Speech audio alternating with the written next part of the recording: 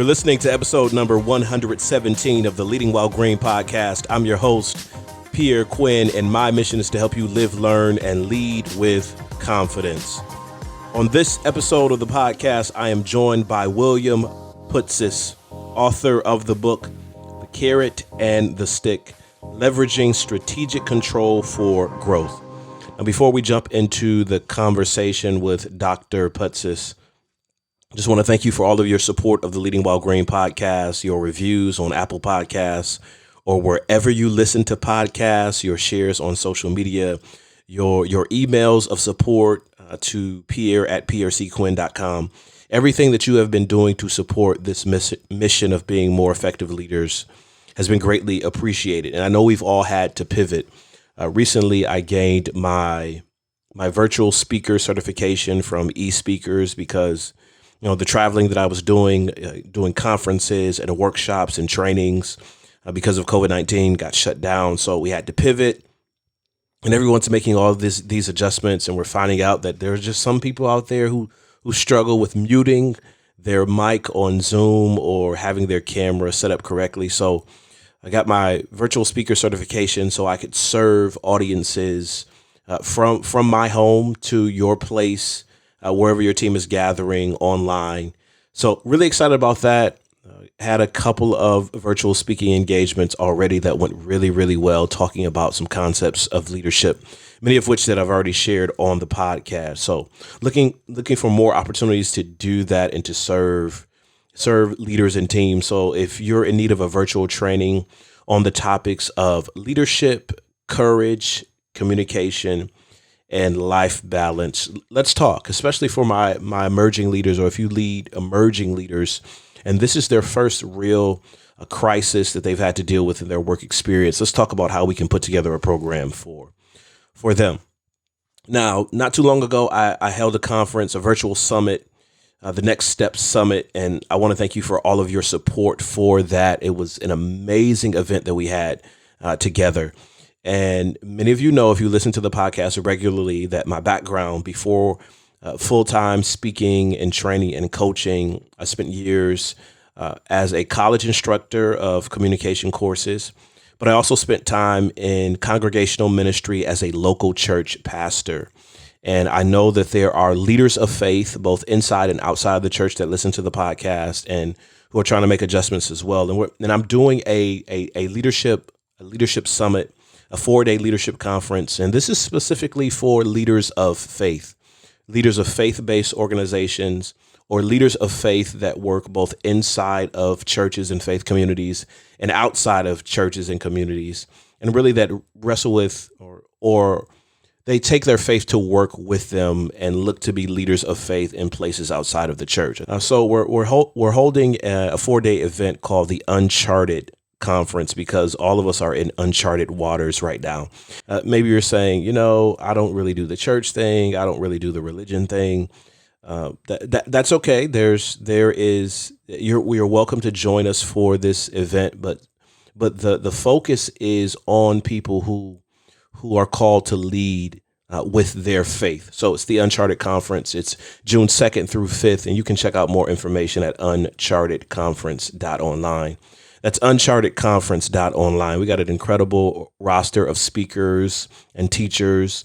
I'm a person of faith, so there's going to be some preaching on there, some practical, actionable things that you can do as you live out your faith as a leader of your organization, of your church, of your nonprofit in uncharted spaces, because we're all shifting and changing. So I want you to check that out, unchartedconference.online. That's unchartedconference.online. Okay, my guest today is Dr. William Putsis. He's a professor of marketing, economics, and business strategy at the Kenan-Flagler Business School at the University of North Carolina at Chapel Hill.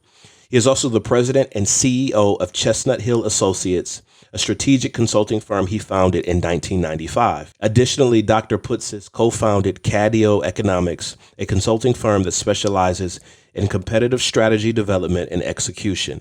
He has worked with companies throughout the world, most recently developing strategies in China and Europe, as well as the United States. His consulting clients have included companies of all sizes, such as the Boeing Company, BASF, SAS, Morgan Stanley, Owens Corning, John Deere, and many others. Specializing in all aspects of business strategy, Dr. Putsis has also published over 30 scholarly articles in top academic journals, and he's the author of 2 books, Compete Smarter, Not Harder, which came out in 2014, and his most recent book, The Carrot and the Stick, Leveraging Strategic Control for Growth. Here's my conversation with Dr. William Putsis. Excited to be joined on this episode of the Leading While Green podcast by Dr. William Putsis. Thanks for being my guest today. Pierre, thank you for having me. I'm excited to be here with you. So take us back. What made you decide to do a PhD in economics? Like, of all the fields of study, why did you go in that direction? This is going to be a not expected answer, and the honest answer is I hated organic chemistry so much I decided to major as an undergraduate in economics. I was originally an undergraduate chemistry major, and anyone out there who listens who has taken courses in organic chemistry will either appreciate or not what I'm about to say. But I hated organic chemistry so much that I had to find another major, and I took an intro economics course with the name of someone by the name of Philip Nelson, who's known for his work in information. And I was just so intrigued by it that I continued on to get my degree as an undergraduate in economics. And then I applied to graduate schools and happened to get into Cornell. And from there, the rest is history, I guess, as they say. What do you feel are the secrets to teaching well in higher ed? I've read a couple of your reviews and what people say about you. And there's sometimes this wide dichotomy where in higher ed, it's like, I'm just trudging through and trying to get through this class and this professor is the worst. And then you have top tier, highly rated every year. You got to take this person's class. What do you think are foundationally the things that make the difference in instructors in higher ed? Great question. So I think number one, above all else, is passion. You have to have a passion for what you do. It's funny, I'm just teaching now. I teach mostly in graduate programs, executive MBAs, but I once a year teach an undergraduate course. And I was telling them that this is my hobby. And I really believe that. And they look at me like I'm really weird. And maybe that's because I am in this regard. But I believe you have to absolutely have a passion for what you do. It has to be your habit. I often say we're in the business of business. And so if we're in the business of business, it has to be something you live, breathe. I'm amazed sometimes when I interact with graduate students, particularly in business schools, who don't know things that are happening out in the Jack Welch just passing away or things like that. Yeah. We're in business. This is what you should eat, breathe, read, everything, all consuming of what you do in business. I think that's number one. And number two, there was a thing that happened to me many years ago that has influenced me a great deal. There was he's since passed away, a strategy guru. He was up there with people like Michael Porter and Clay Christensen and others when he was alive. Someone by the name of Samantra Ghoshal. He was on the INSEAD faculty and a colleague of mine eventually for a couple of years at London Business School. And in London, hopefully this won't be too long-winded into the story. Cut me off if I go on too much. But he had a half an hour slot on BBC Two in London to talk about his experiences in leadership and management. And I remember watching 20 minutes into it, he's still talking about some walk in the woods in Fontainebleau, which is where INSEAD is located just outside of France. And I'm thinking while watching early on, I forget, a Saturday or Sunday morning, why is he going on about this silly story? I want to hear about leadership. To this day, I remember the story and remember the point of the story. It was the story that resonated. And so I remember the story, which then connected to the business, the principles he was trying to espouse. So one of the things I push really hard is I tell stories. And I always say stories are great. They may be fun, but they're only stories if they don't connect to a business purpose. So if you have a lesson that starts with a story that then connects, quite often people only remember part of the story. And the second part of it is, I think, I always remember it was one of my professors at Cornell, Keith Bryant, had always said there's always at least three ways to explain something. One of those three will resonate with everyone.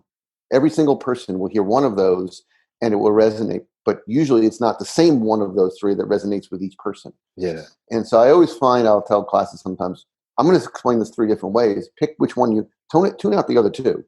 but remember the one that sticks. And I always think those things really are valuable.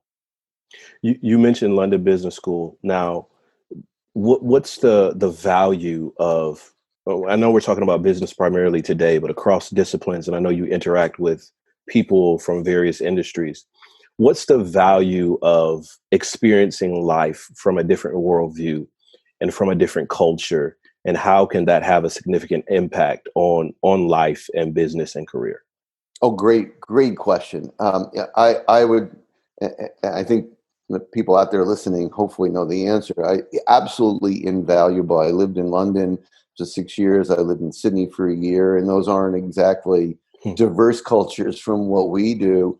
Unfortunately, sometimes in this country, we have that much of diversity. My son is living now in Quitman County in Clarksdale, Mississippi, one of the poorer counties in the United States. And I'd say he's experiencing more diversity than I ever did in London or in Sydney. And so whether it be inside the United States or whether it be outside, I think I've traveled to every continent but one. I do business I've done business in the last few years in India and China, in Europe and in South America. And I don't think I often say, I don't care if you have a corner hardware store today, you're competing in a global business because you compete against the Amazons and all the online companies that are out there. And I don't think you can do anything well in business today, be it local, be it as an entrepreneur, be it as a leader in a large company or a small startup. I don't think you can do it well without understanding all the diverse cultures. I'm going to go. This is like one of my great questions. It's one of my big things out there. I don't think you can lead without understanding what other people go through. I ask my students often, how many of you can code?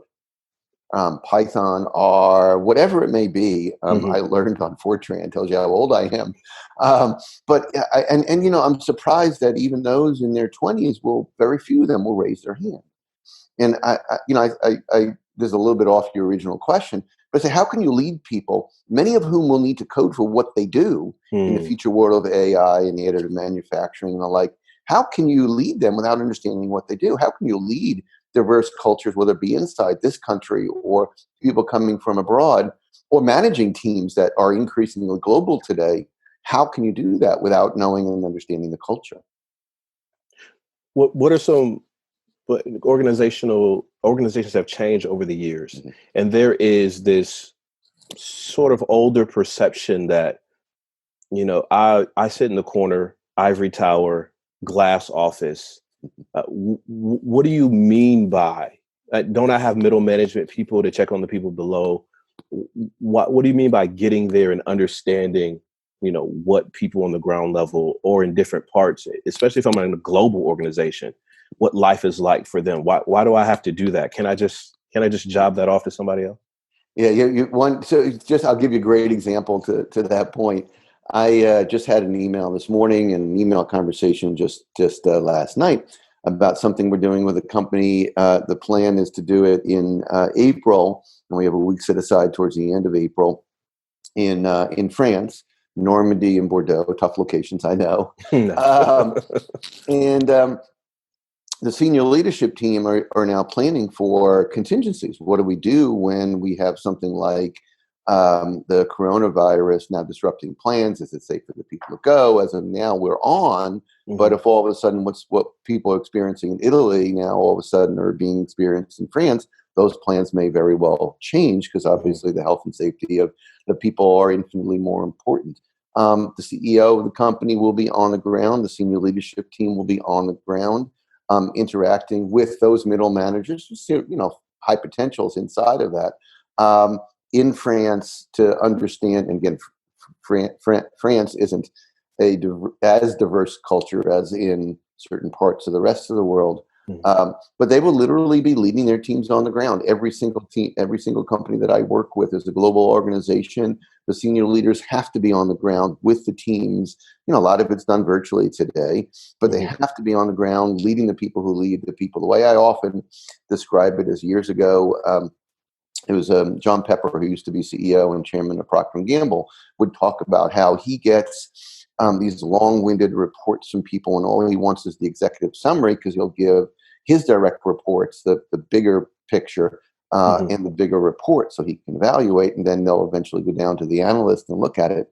If he can't see the connection between all of that, there's no way he can see the one-page executive summary and understand what goes below it. Same thing if you are leading your people who are indeed on the ground or even have middle management as direct report inside those countries, you don't have an appreciation for what they go through without understanding the cultures. I've always found the best leaders in this organization I'm talking about in France, the senior leaders have led organizations in Japan, in China, in Southeast Asia more generally, and inside of Western Europe, and eventually here back to the United States. And I always find those are the best leaders who understand global culture needs, to understand and appreciate global cultures. We often talk about how much leadership dynamics have changed over the years, especially in the technological and innovation age that we live in now. And I'm old enough to remember 28.8K dial up. If somebody picks up the phone while you're trying to use the encyclopedia, the whole thing is off. And now we're in a space where your phone is, a private hotspot. What are some of the things about leadership that have not changed? As the more we progress with technology and innovation and becoming global and really becoming flat, what are some of the things that just, no matter how much time passes, they remain fixed about leadership? Oh, great question. It's funny. I thought you were going to ask about what's changed, and and I think we all know what's changed. Everything is in our face all the time. It's funny. First, before I answer the question, Pierre, if you don't mind, thank you for making me feel not so bad. I don't feel as old, given that you remember that. It's funny. I remember being in Auckland, New Zealand, and landing at the airport. And there's a little, almost like a phone area where you can then plug in your jack, your computer, and after a long plane ride, I plugged in to download my emails to be able to answer offline. So I appreciate that. I believe really strongly. I'm going to give you an example related to this in a minute, and I'll credit Simon Sinek for his why. The why. I go into organizations and I talk about a company like Boeing and Underwriter's Laboratory are two good examples. They keep us safe. Boeing, I always said, the why you get up every day and come to work, and that's why the 737 MAX has been such an issue. I was with the senior leadership team there a couple of weeks ago, and their why, they come to work and are motivated, and every person they interact in that organization is earnest, and they work hard because they keep us out of harm's way. And it's that why that motivates. If you don't have a why, if you're a leader and you don't instill in your people why they get up at 6 a.m. to come to work, why they work those extra hours, why they have to have work-life balance to support what they do. If you don't do that, if you don't have that why I come to work every day, you don't have the vision of what we're doing, that will never change. I believe it's been, whether it be in battle, we have a great session that the organization called Battlefield Leadership does for us every year in Normandy and then in Gettysburg, and they use military examples to talk about leadership. So it's principles like vision, I think integrity, standing behind your word, supporting your people in a way that they know that you have their back. Those things will never change. And if anything, I think they become more important in an age where it's really easy to hear things that aren't true, or you read so many conflicting things, that those basic principles, and they're not just about leadership, I'd argue, it's about being a person and being someone true to what you do. I don't think those things will ever change.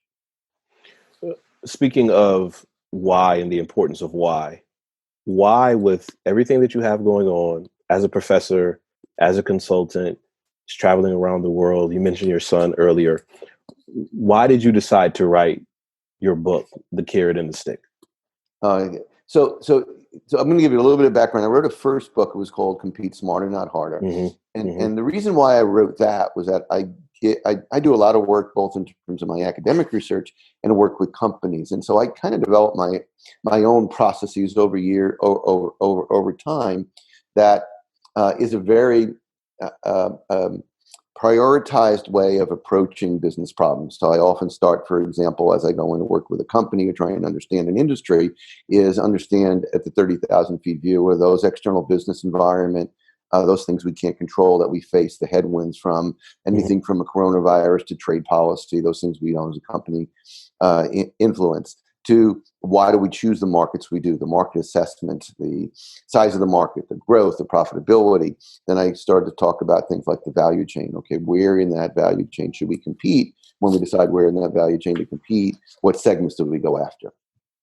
All the way down to ultimately what are those detailed tactics we do on the ground. So I started that and developing that process. I developed in part with colleagues at Boeing and the best of academic research, and put together the process. And I would go out and I talk to companies about it. Sometimes we develop what I call boot camps, working with companies on the ground.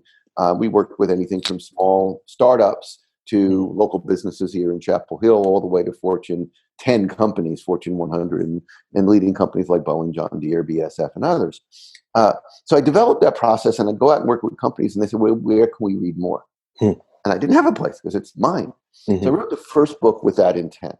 My goal was to be able to say, well, here, give me a call. I like to tell companies if I can explain something from the book and I'm at my desk, like we're talking, I don't charge, just want to go out and work with you. Is so the goal would be to, and I would say what I do with companies, my goal to work with a company is that you don't need me anymore. There's the old definition of a consultant is they want to, or the definition of consultant is they want to steal your watch and sell it back to you over and over and over again.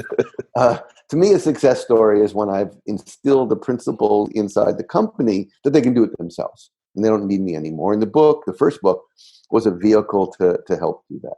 So then I started to do that, and I'd go out and work with companies. And over the years, the two principles that have really resonated with companies, and they come up with me and say, okay, out of all this big process, or if I give a keynote, they'll come up. What are the two questions I kept getting? One in particular was about the carrot, but in particular the stick.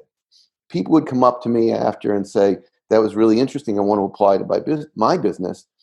How do I do it? How do I find a process? Where can I read more? And I found myself once again not being able to send them to anything that they can look at, read more, and be able to do it themselves. So the carrot and the stick was written to help companies, managers, again, from a small business in Chapel Hill to senior C-suite executive inside a large company, to help them identify what I believe very strongly, and we have some really good statistical evidence that this is true, the two most principles in today's age that are driving profitability and success in the marketplace. So they can go back and read them, one, understand the principles, and then number two, actually have a how-to step to develop a strong strategic position inside of their core markets, and then eventually extend that to an ecosystem that develops not just a single product, but a platform of growth into future markets.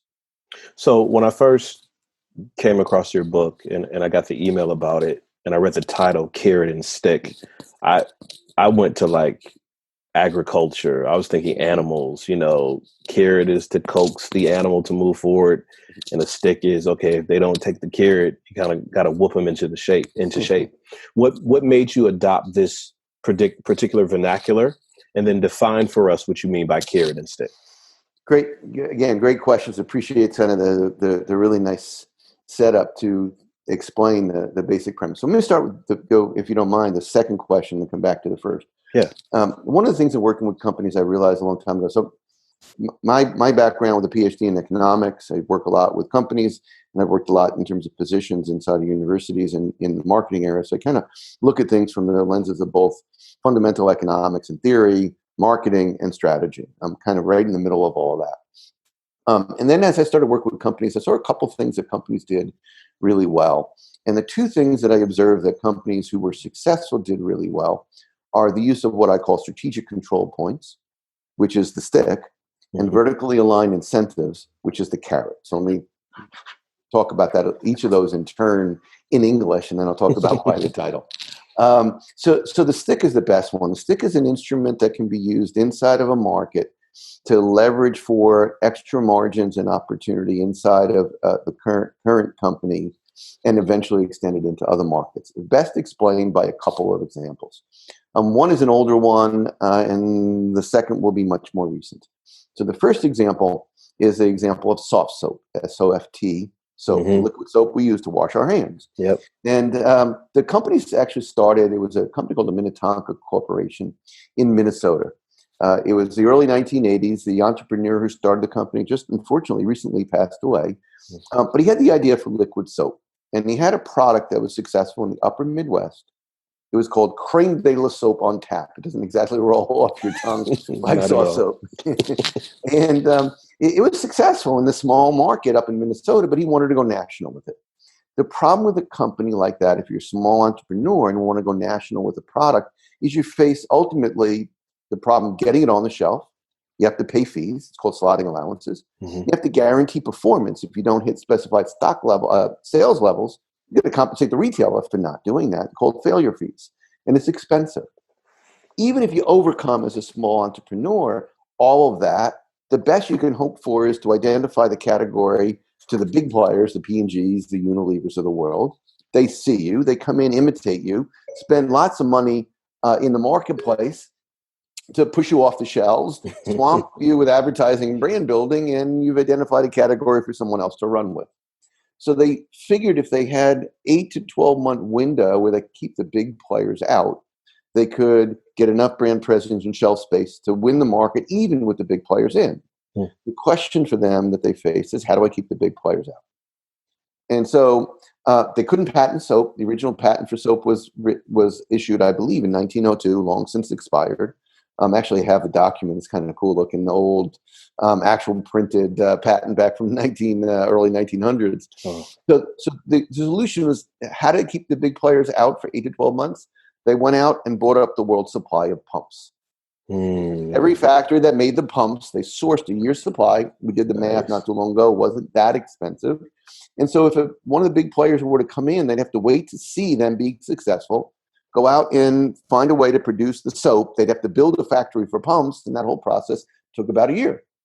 So they kept the big players out for 12 months. Eventually, the Unilevers, Johnson and Colgate-Palmolive came in, but it was a year later. They already had a substantial presence in the marketplace. A year after the big players came in, Colgate-Palmolive bought them out for, I believe, $1.7 billion. That's how you become a billionaire. The pumps were a point of strategic control.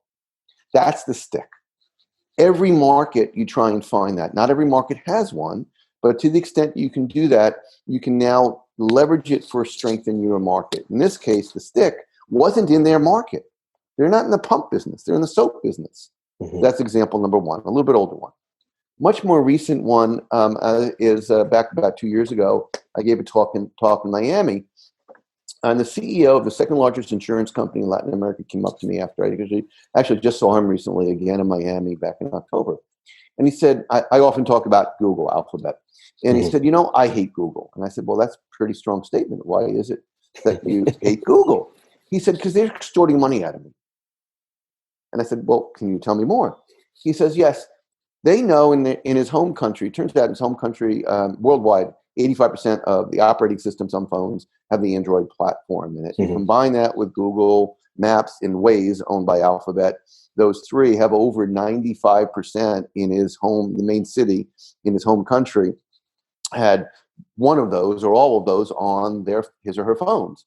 He said they know that driver A drives too fast, about 10 miles an hour average over the speed limit. Driver B travels too close to the car in front of them. Driver C is a safe driver, and they want to sell me that information so I can do a better job charging more for those unsafe drivers out there. And worse yet, if I don't pay up, they threaten to sell that information to my rival.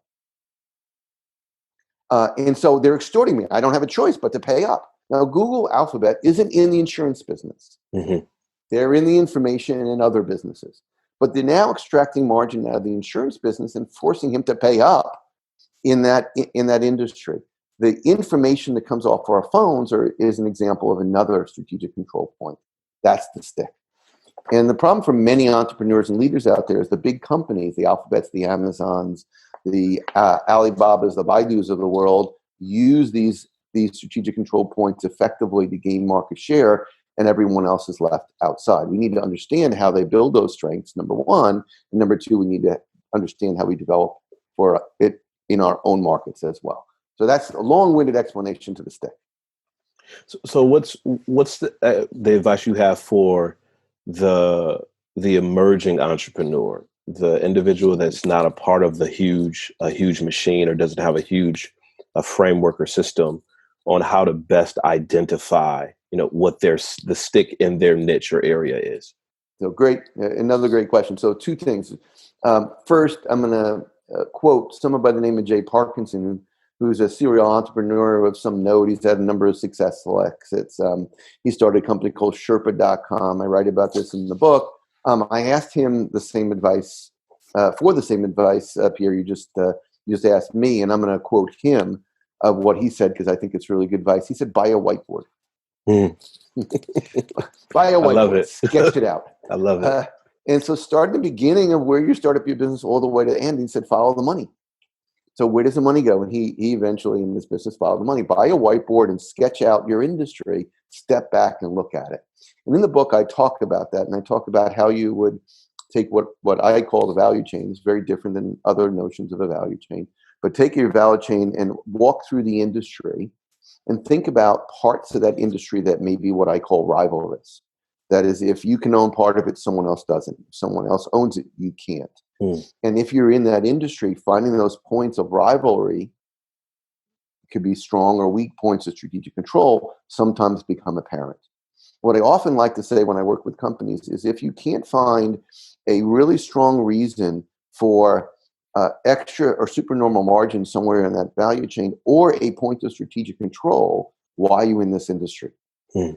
I often get startup pitches from companies that are just starting companies, entrepreneurs, scientists. Some people are absolutely brilliant. I'm working with a startup now up in Toronto.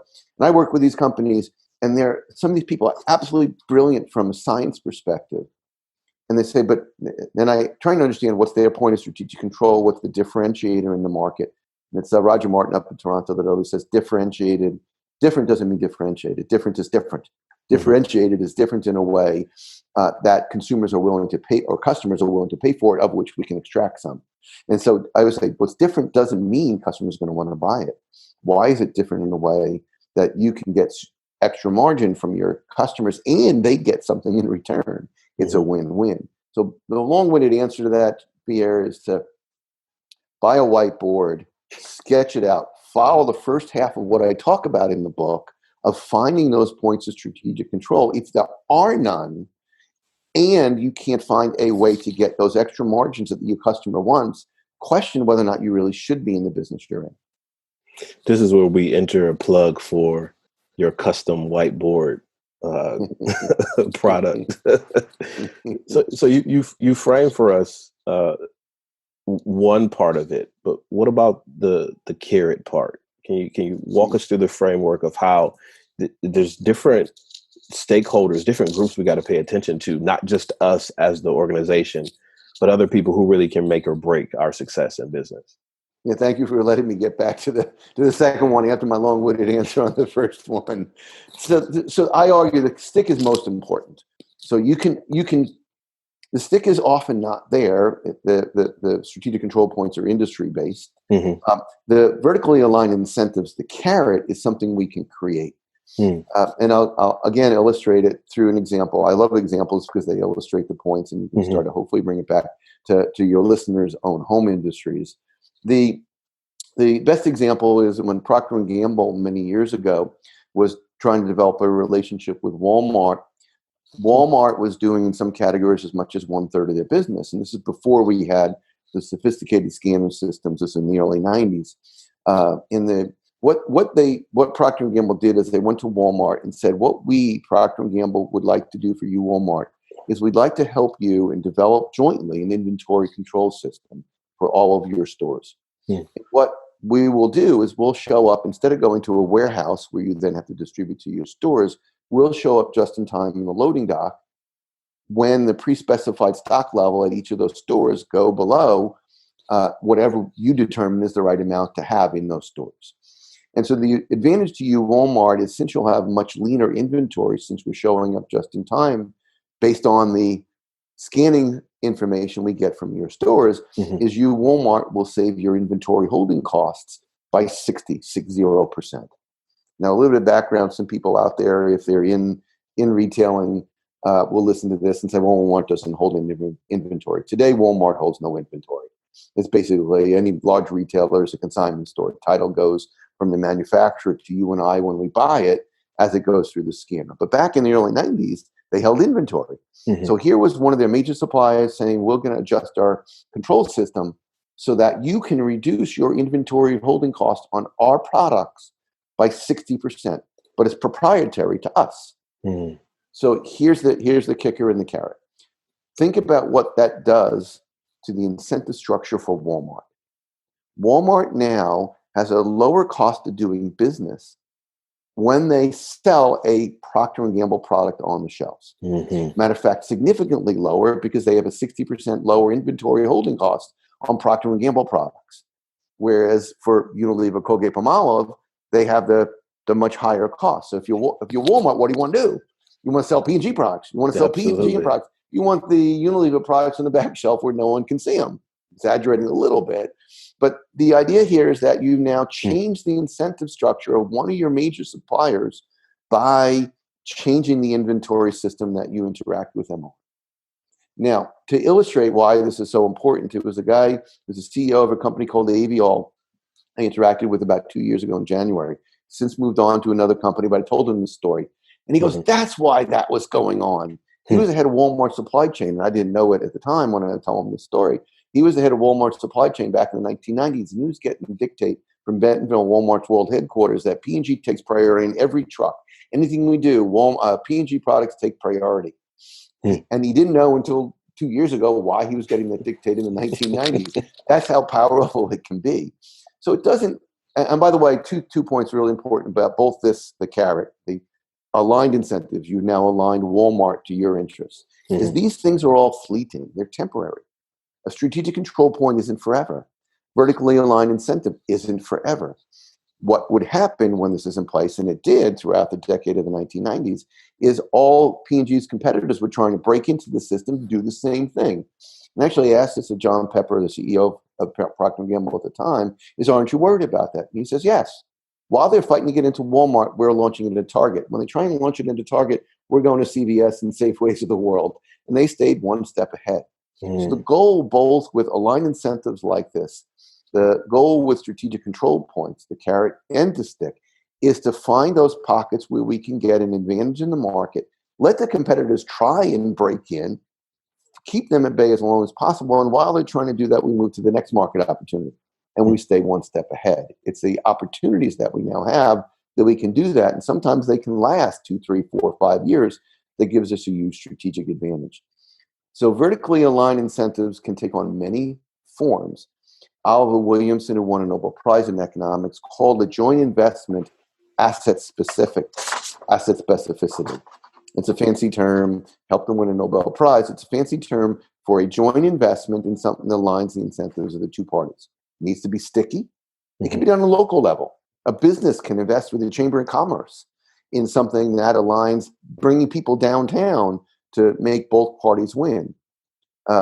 Beverage industries do it with distributorships that align their interests. There are many ways to do it, but the idea is trying to find throughout that value chain a way, i.e. a carrot, that the incentives of everyone throughout are aligned with yours, and have a stick that you are the only one that can provide a certain key component that's important to your customers. To give you some illustration, hopefully I'm not going on too long on this, but I am, like you asked about. You're good. I'm passionate about this. When you bring the two together, we did, again, this is for S&P 500, so large companies.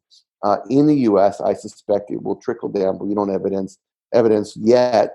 We're starting to look at small startups to see if the same thing applies.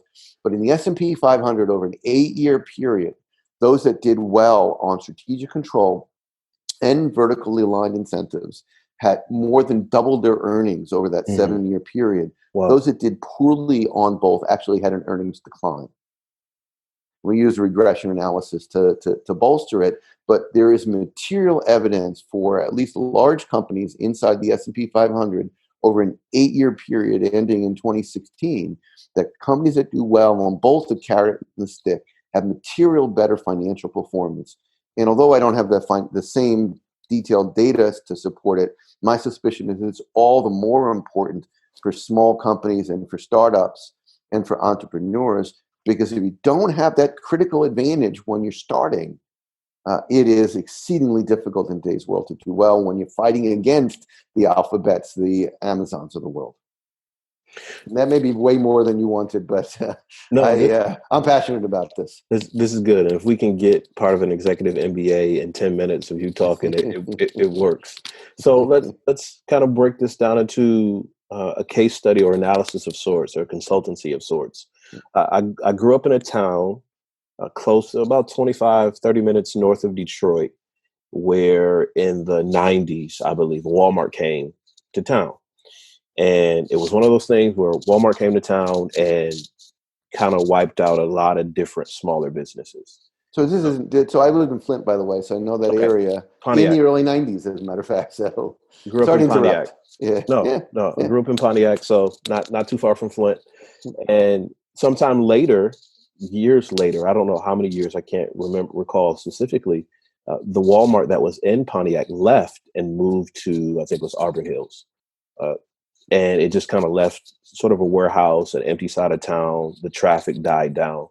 If I had been maybe a local hardware store that was around when Walmart first came to town, what would have been some of the things that I could have done to survive, in terms of positioning myself, in terms of relating to the environment? What were some of the things that I could have done so I wasn't wiped out by the whole Walmart phenomenon when it was going on? Oh, great question. I wish we had 2 hours to talk about not just the economics and the strategy, but all the social implications, which is a whole separate part of this. So I'll give you two counterexamples. In the book, I talk about, we talked a bit earlier about Wilmington, North Carolina, and I have a house halfway between Wilmington and North Myrtle in the town of Holden Beach. And I joke about, kind of joke a little bit in the book about there being a True Value hardware store.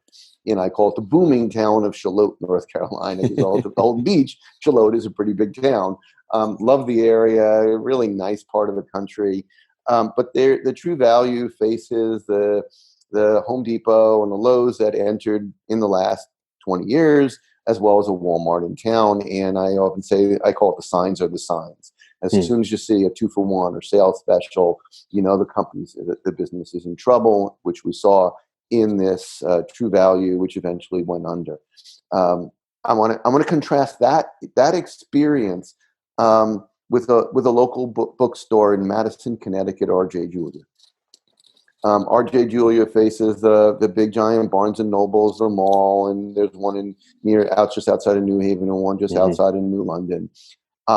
They bring in authors for small little talks. They have Willoughby's, a coffee shop right next to it.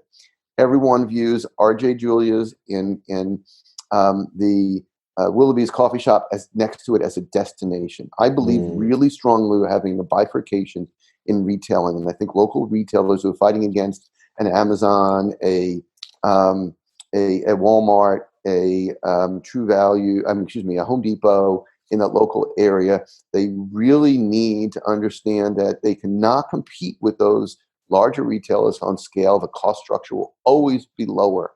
The problem is that they try and compete on cost. Becoming part of the local community so that people want to go there and not just go there, but spend some money because they have to, but because they want to, is a really good strategy. R.J. Julia has been extremely successful, and the bifurcation is going to be, say, for example, in book retailing. We're going to see the Amazons, Barnes and Nobles, now Barnes and Noble recently gone private. They will go the way of Borders. It's pretty obvious to me. But we will see the rise of the small independent bookseller. We're going to see the rise of the small little independent hardware stores to compete.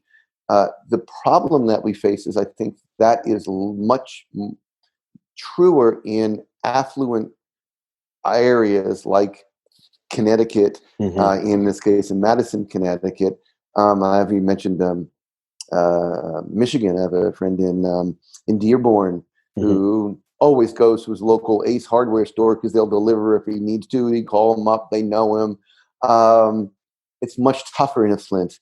It's much tougher in a Pontiac that, as GM has left, communities are less able. My fear is a little different than the premise of the question. My fear is less that the local hardware store can't compete, because I think they can if they do a local hardware, bookstore, grocery store, whatever it may be. My fear is that the big player comes in, the dollar stores, the Walmarts, and that local retailer can't compete on cost in the lower income neighborhoods, and they leave. And then because the large Walmarts, the dollar stores, aren't making money in the local communities, they also leave. Yeah. My son's in Clarksdale, Mississippi, and there isn't even a dollar store. For people, they have to travel, and so all of a sudden you end up with inequity in the access to not just lower price goods, but goods at all. That's my bigger fear. And that's, again, I'm starting to get into a whole bunch of social concerns, which is different than the economic concerns. I believe really strongly they can compete, but they have to compete in a different dimension. To give you one quick, and I'm going off a little bit too much, and I'll stop in a second, but there's just, this is so much here to think about. We know, for example, the way companies through game theory work that's done, the way you avoid a price war is to not compete on price. You compete on something else. I wish we had so hopefully that's not too long-winded. No, I wish we had so much time to unpack because it is all working together. But I got to get back to this question I asked you before. Why did you pick the particular vernacular for the title? Why did you choose carrot and stick, even with some of the more mainstream or historical connotations related to hearing carrot and stick? Why did you go in that direction? Yeah, I appreciate you coming back to the question that I didn't answer. Thank you. So I believe just mainly because, and by the way, so we choose the subtitle, Leveraging Strategic Control for Growth on Purpose. So hopefully people would see the bigger title and then know it's business and not agriculture, as you mentioned. But because I believe you need to do both in business today. Good companies find a way to find a stick to incentivize and require their service, their product used in that value chain. But if you don't incentivize people, your customers, your end users, to come to your product, you do it only with a stick and people resent you. You look at taxi cabs. Why do taxi cabs go the way that they have in terms of Uber and Lyft? Because they didn't provide, they only had a stick. They had the medallions, the license. They didn't incentivize you to come to them. So the use of the carrot, i.e. the incentive structure, making people want to do business with you, making it easier. And the stick, which means you're the only one, the only game in town. It's both of them. People go to Amazon not because they're the only game in town, they have that stick, but because they have lower prices and better selection. You have to do both. And so the hope is that the carrot and the stick represents a really succinct way of thinking about markets that is indeed effective. And hopefully it communicates that point quickly. So why should we pick up this book? I know some people are intrigued by our conversation and they say, oh, I can't take a class at UNC, or, we couldn't bring in this organization for consulting, or, we can't even watch enough YouTube videos to get a grasp of this thing. Why is this book the right move for people to pick up if they're looking to learn more? I'll give you the most important answer first, and that is because every single company out there, large and small, especially startups, are competing with an Amazon, with and Alibaba if you're in another country, competing with Netflix or competing with Home Depot or Lowe's. And all of those organizations, almost all of them, if not all of them, who have been successful have a very strong stick. And then they use the principle of vertical alignment really well. If you don't break into either of those, find a way to align the incentives and find your own strategic control point, it's almost impossible for you to compete against the large players on an ongoing basis. And the book, in the first half of the book, talks about how you compete, number one. Number two, if you're thinking antitrust policy, you understand how this is in the first place. So that's the big number one. If you're going to compete successfully in this market,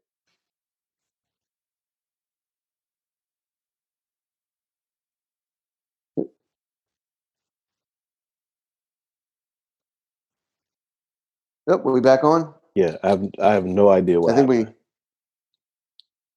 You still there? Can you hear me? no, sorry about that. Not sure what happened. Not a problem. If you It's a could just, little, is it? connection's a little fuzzy. Yeah, so is mine. I'm not quite sure what the problem is. Can you hear me? I can hear you fine. Yep, dropped off again, I think. Are you still there? I am here, and I can hear you. Okay. I wonder if Okay. I'm going to try and stop the video. Sometimes the video will make it. Can you hear me now? I can hear you. I can hear you fine. Yeah, sometimes the video gets in the way. So if we I don't know what you would like to do to wrap to kind of put an end to that. And I don't know where we dropped off. Yeah, if you could just go back to we were just talking about why people should pick up a copy of the book, and then we'll just close after that. Okay. All right. I appreciate that. I'd argue, Pierre, there are the main reason why someone should think about buying the book and go out and particularly read what the book can do for their businesses is that everyone competing in the world today is competing against, in one form or another, a larger player, a Google/Alphabet, an Amazon, a Home Depot, a Lowe's, a Barnes and Noble, someone who's able to get the scale and or own a point of strategic control in the marketplace. Virtually every successful company out there has found a point of strategic control and finds a way to align incentives throughout their industries and throughout their value chain. And so if you're a small entrepreneur, if you're a startup, if you're a medium-sized company, if you're a local business, no matter who you are, you're competing in some sense against a larger company. And so if you're going to understand how to compete effectively in such a world, you need to find a source of strategic control and a way to align incentives across your individual markets. And the first part of the book walks you through literally a step-by-step process for how you do that. It talks about what a point of strategic control is. How do you identify one? How would you develop one if you don't have one? And the second part of the book then says, how do we have a longer vision? What industries are most attractive as we move from a standalone product to an ecosystem? And the idea is as we move to adjacent markets from our core, we want to do it in a way that develops opportunities that is not just about a single market, but multiple market opportunities. So the short answer, Pierre, is that the book really walks through a step-by-step process about how you develop your own points of strategic control, i.e. your own stick, your own vertically aligned incentives, i.e. your own carrot, in a step-by-step fashion, so that when you're competing against a larger entity, and almost everyone in this country is in one form or another, you're able to do it with a process in hand. I call this portion of the podcast shameless plug time. So what's the URLs? How can we keep up with the book in terms of social media connections? How can we keep up with you and follow up on your work? What are some of the best ways to stay in contact with you? I love it. It's an easy one. If you can remember my last name, the best place, and I appreciate the shameless plug. It's Putsis.com. Putsis is the hardest part to remember. And I always tell people it's put, as in, the word puts something over there, and sis, as in your sister, Putsis.com. There's a link to the book. You can go on Amazon and just search my last name, and the book will come up straight away. And hopefully, by the way, and there's also contact information. I love emails, not trying to charge or drum and build on business. I love talking with people about this. I'm passionate about it. Either search my name on Amazon to buy the book or go to putsis.com. I have blogs, all different stuff that people can read if it's of interest. My guest today has been Dr. William Putsis, author of The Carrot and the Stick, Leveraging Strategic Control for Growth. Thanks for hanging out with me for a few minutes today. Oh, my pleasure. Thanks for having me, Pierre. Appreciate the time. Great conversation with Dr. William Putsis about his book, The Carrot and the Stick, Leveraging Strategic Control for Growth. And I'll put some links in the show notes so that you can follow up on Dr. Putsis and his work. I really want you to get a copy of his book and share in the lessons that he reveals about life and about leadership and about strategy, about how you can lead in a different way. And especially during these times where we need a new strategy for leadership. Hey, that's all I have for this episode of the Leading While Green podcast. You know it's my mission to help you live, learn, and lead with confidence. So until next time, take care and God bless.